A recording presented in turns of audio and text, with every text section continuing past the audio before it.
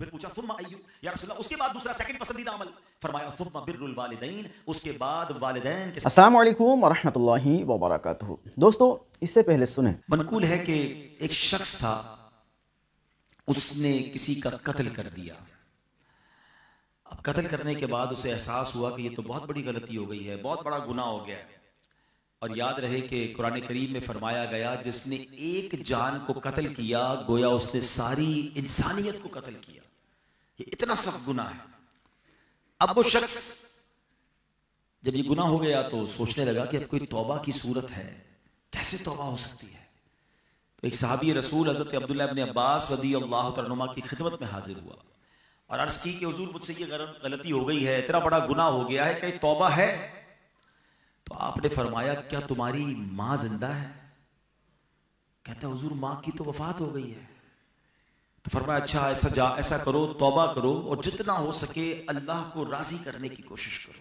वो बंदा तो चला गया।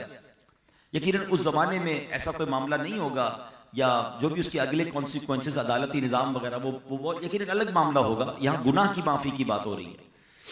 तो हजरत अब्दुल्लाह इब्न अब्बास से एक शख्स ने कहा कि हुजूर ये बात तो आप पहले भी कह सकते थे, तौबा करो, आपने ये क्यों कहा कि माँ जिंदा है या माँ मौजूद है? तो हज़रत अब्दुल्लाह इब्न अब्बास ने फरमाया, माँ बाप के कदमों से मिलता है, ये माँ बाप की दुआओं से मिलता है, ये माँ बाप की रिजा से मिलता है। कुरान मजीद फुरकान हमीद का अगर मुताला करें, अगर मैं एक सवाल करूं आप सबसे कि कुरान पाक की सबसे तवील सूरत कौन सी है, तो यकीनन आप सब कहेंगे कि सूरह बकरा। ठीक है ना, सबसे बड़ी सूरत। एक तो सबसे बड़ी भी है और सूरह फातिहा के बाद सबसे पहले वही आ जाती है। आप इंपॉर्टेंट समझे ना, जब भी कोई अहम बात करनी होती है उसको पहले किया जाता है, उसको स्टार्ट में किया जाता है, उसको शुरू में किया जाता है। तवील सूरत भी है और राइट आफ्टर सूरह फातिहा वही सूरत है। अब सूरह बकरा का मैसेज क्या है? पहले तो ये समझ ले, बकरा कहते हैं गाय को। ठीक है, अरबी में बकरा गाय को कहते हैं। इसमें गाय का वाकया है। वाकया कई बार आपने सुना है, इसलिए मैं तवील नहीं सुनाऊंगा, मगर उसकी कुछ हाइलाइट्स के एक बच्चा था जिसने माँ बाप की खिदमत की। उसके वालिद ने, एक इतना अमीर आदमी नहीं था उसका वालिद नेक था, परहेजगार था, बच्चे की अच्छी तरबियत की और एक बछड़ा गाय की एक बच्चा छोड़कर इंतकाल हो गया। अल्लाह से दुआ की, अल्लाह इस बच्चे को मेरे बेटे तक पहुंचा देना, बेटा अभी छोटा है, बड़ा हो जाए तो ये अमानत उसे मिल जाए। अब कैसे एक तवील वाकया है कि उस बच्चे को ये गाय भी मिल गई और माँ की खिदमत करता था और माँ ने दुआ दी और अल्लाह ने करम क्या किया कि वो गाय जो है दुनिया की सबसे महंगी गाय बन गई। सोने के वजन के मुताबिक उस गाय को बेचा गया। वाकया तवील है, उसकी तफसील आप पढ़ेंगे, लेकिन मैं जो हाईलाइट करना चाह रहा हूं कि कुरान ने पहले ही वाकये में दर्ज क्या दिया कि माँ बाप का अदब करना है, माँ बाप की खिदमत करनी है, माँ की दुआएं लेनी है। सिर्फ सूरह बकरा के मैसेज से पता क्या चल रहा है कि कितना इंपॉर्टेंट है वालिदैन की खिदमत, कि कुरान पाक की सबसे बड़ी सूरत का पहला मैसेज ही यही है। और इसमें और भी मैसेजेस मिलते हैं कि उस वालिद ने बहुत बड़ी रकम नहीं छोड़ी, अपने बच्चे की अच्छी तरबियत छोड़ी। हलाल था मगर थोड़ा था, बच्चा नेक बनाया ना, अपना सरमाया बच्चे की कैरेक्टर बिल्डिंग पे लगाया, बच्चे पर खर्च करके उसको बिगाड़ा नहीं और थोड़े पैसे हलाल के छोड़कर गया। अल्लाह ने उन थोड़े पैसों में ऐसी बरकत डाली कि बच्चा उस जमाने का मिलियनर बन गया। यही बात हम सब ने सीखनी है, जिनके बच्चे हैं, जिनके वालिदैन हैं। हम बच्चों पर इन्वेस्टमेंट करते हैं, माल की। डिग्रियां दिला दो, दुनिया दिखा दो, कारोबार सिखा दो। मैं नहीं कहता ये नहीं करना चाहिए, जायज तरीके से करे, नो प्रॉब्लम, मगर बेस्ट इन्वेस्टमेंट ये है कि उसको अच्छा मुसलमान बना दो, अच्छा इंसान बना दो, अल्लाह का फर्मा बरदार बना दो। ये इन्वेस्टमेंट है। आप देखें ना, बहुत सारे लोग जिंदगी भर एक ही चीज सोच रहे हैं, यार बच्चे के लिए माल छोड़ना है, औलाद के लिए पैसे छोड़ने, जायदाद छोड़ के जाना चाहिए। बंदा कभी कहना, यार आप इतनी मेहनत क्यों करते हैं? यार बच्चों के लिए तो कर रहा हूं, अपने बच्चों के लिए कुछ छोड़ के जाना है। अरे अल्लाह के बंदों, पहले ये चेक करो, हलाल छोड़ के जाना है या हराम छोड़ के जाना है? अच्छा, करोड़ों रुपए छोड़े, बच्चों को नेकी नहीं सिखाई, सखावत ना सिखाई, तवक्कुल ना सिखाया, माँ बाप का अदब ना सिखाया, अल्लाह रसूल की मोहब्बत ना सिखाई। आपके मरने के बाद वो करोड़ों रुपए शराब में, जुए में, हमने देखा अरबों पति बाप का इंतकाल हुआ, इतने सारे पैसे छोड़कर वालिद गया मगर दीन ना सिखाया। वो पैसे जुए में, शराब में, बेकार बातों में लुटाए, बच्चा फिर बैंकरप्ट हुआ, घर भी बिक गया, मकरूज हो गया।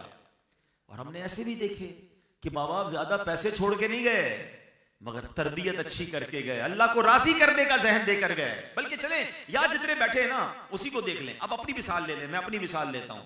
हमारे माँ बाप ने हमारे लिए जितने पैसे छोड़े, क्या अल्लाह ने उसमें बरकत नहीं डाल दी? कई ऐसे जो उससे आगे बढ़ गए। कैसे आगे बढ़ गए? माँ बाप की दुआएं थी और आपने कुछ अच्छे काम किए, माँ बाप ने सिखाया था। समझ रहे ना बात को? थोड़े पैसे अल्लाह ने आपके भी बढ़ा दिए। ऐसे बहुत सारे हैं कि माँ बाप के विरसे में इतने पैसे नहीं मिले मगर माँ बाप ने नेकी सिखाई, सखावत सिखाया, अल्लाह की राह में खर्च करना सिखाया। अल्लाह ने उस थोड़े माल में, क्योंकि वो अच्छा पैसा था, अल्लाह ने उसमें बरकत डाल दी। This is the message of Surah Baqarah. Legacy में क्या छोड़ना है आपने? अपने बच्चों को नेक बनाना है। मैं अपने बयान में एक बात कहा करता हूं, अपने बच्चों को कुछ ना कर सको ना तो कम से कम 5 वक्त का नमाजी जरूर बना दे। हाँ, इसकी बरकत पता है क्या मिलेगी? हाँ, इसकी बरकत सुनिए। अगर आपका बच्चा, आपका बेटा, आपकी बेटी 5 वक्त की नमाजी है ना, तो जब आप देखिए, माँ बाप को मरने के बाद क्या चाहिए? नेक आमाल जिंदगी के बाद मुनकते हो जाते हैं, आमाल नामा डिसकंटिन्यू। हदीस में आता है जब बंदा इंतकाल कर जाता है उसका आमाल नामा बंद हो जाता है सिवाय 3 चीजों के। फरमाया इल्म जो बाकी रहता है, सदका जारिया और नेक औलाद जो उसके लिए दुआए मगफिरत करे। अब मेरी औलाद मेरे लिए दुआ करेगी कि नहीं मुझे पता नहीं, इतना टाइम अब इतनी बिजी हो गई है न्यू जनरेशन। लेकिन अगर मैं नमाजी बना गया उसको, ना चाहते हुए, चाहते या ना चाहते, हर नमाज में अत्तहियात में जब वो बैठेगा, मेरा बेटा है या मेरी बेटी है, स्टेटस देखें, वुजू में होगा, किबला रू होगा, नमाज में होगा और अल्लाह से कहेगा रब्बना ग़फ़िरली वली वालिदैया वलिल मुमिनीन यौम यक़ूमुल हिसाब। फजर पढ़ेगा तो मुझे तोहफा मिलेगा, ज़ोहर पढ़ेगा तो मुझे तोहफा मिलेगा, असर बल्कि हर वो रकात जिसमें कायदा आखिरा करेगा, मेरी औलाद मुझे दुआ दे रही है। और औलाद की दुआ कभी कभी कैसे मकबूल होती है।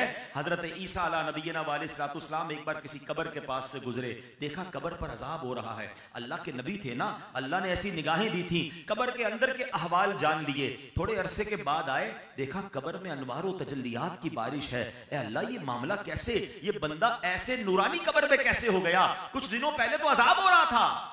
इरशाद हुआ, ए ईसा, जब ये मरा था ना बड़ा गुनाहगार था, उस पर इसीलिए अजाब हो रहा था, मगर अपनी बीवी को प्रेग्नेंट छोड़कर, हामिला छोड़कर मरा था।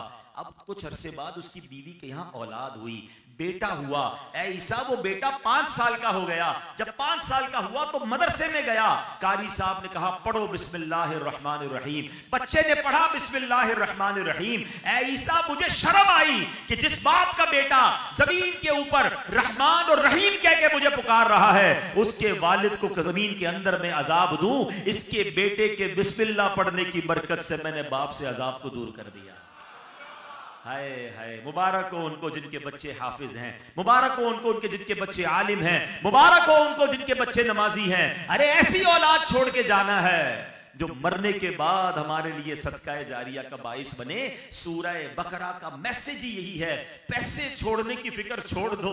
अगर अल्लाह ने उसे नेक बनाया है ना तो उसको अल्लाह गैब से मदद कर देगा, आपके थोड़े माल में बरकत डाल देगा। जितनी स्ट्रगल उसके लिए माल छोड़ने की करते हैं, उससे ज्यादा कोशिश करें कि उसकी अच्छी तरबियत करके जाएं। अब कुरान की बात हो रही है, हमने माँ बाप का अदब करना रब ने कुरान में, जैसे सूरह बकरा की हमने बात सुनी, और एक बार नहीं, कुरान में जा बजा वालिदैन के साथ अच्छा सलूक करने का दर्स दिया गया।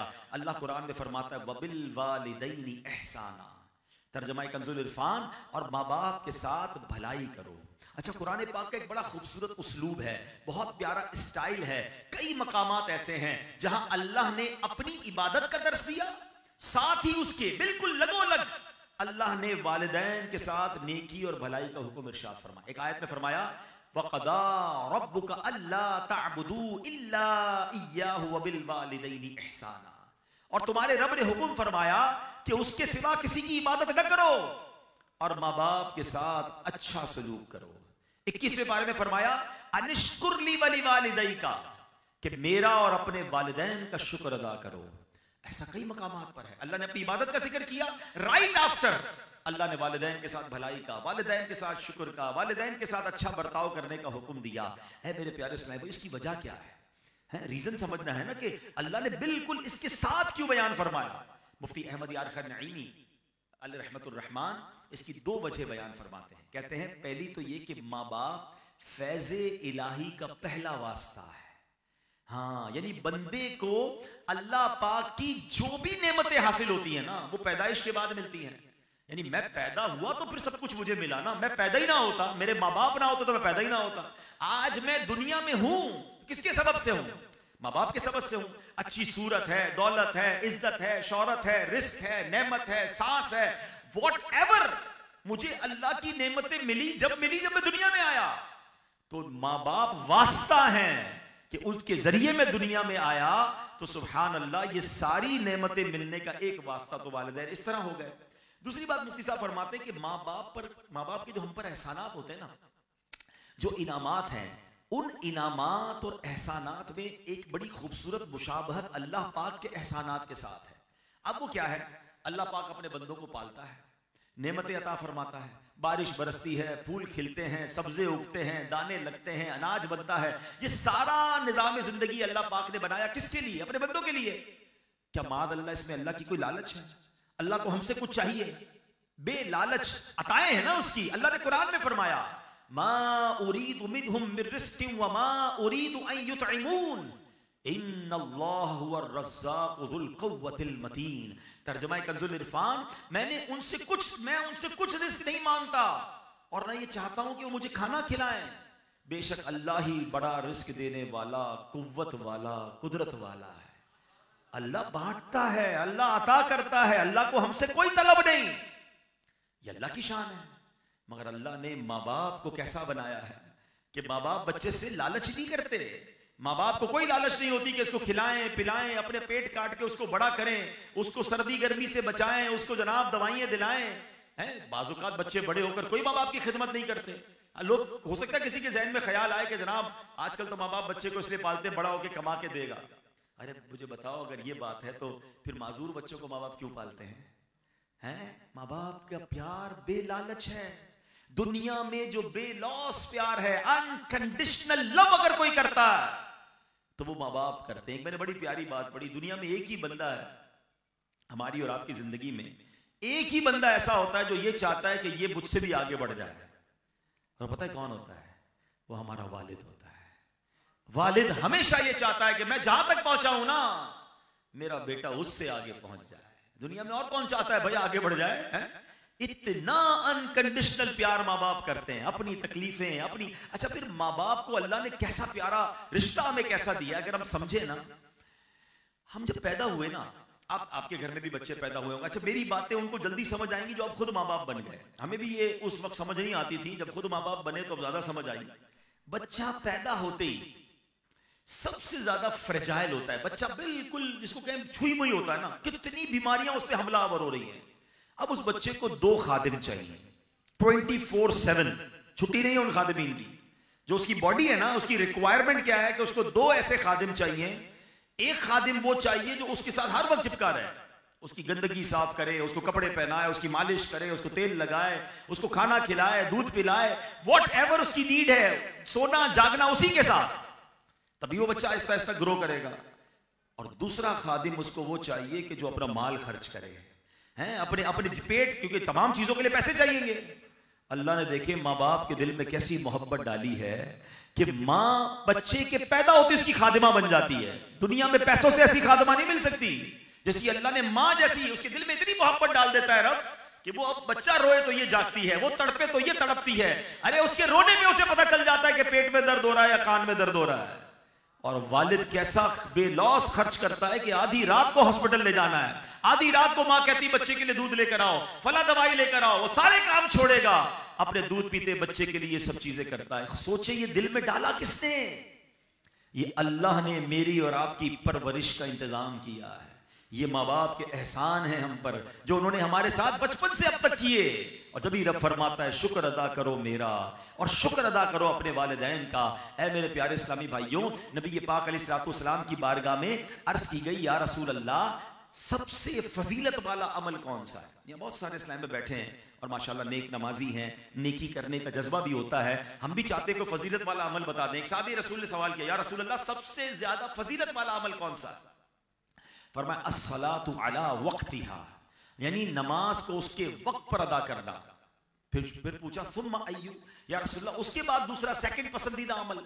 फरमाया सुम्मा बिर्रुल वालिदैन, उसके बाद वालिदैन के साथ भलाई करना सबसे पसंदीदा है। ये इतनी बड़ी नेकी है, ये पसंदीदा अमल में भी टॉप लिस्ट पर है। तो ऐ मेरे प्यारे इस्लामी भाइयों, हमें अपने माँ बाप के साथ अच्छा बर्ताव करना है। सो दोस्तों, आपने बयान को सुना, उम्मीद है ये बयान आपको अच्छा लगा होगा। सो इसे शेयर करें, लाइक करें और मज़ीद खूबसूरत वीडियो पाने के लिए चैनल को सब्सक्राइब करके हमारे साथ जुड़े रहे। सो मिलते हैं किसी और वीडियो में, तब तक अपना ख्याल रखें। खुदा हाफिज़। अस्सलामु अलैकुम व रहमतुल्लाह।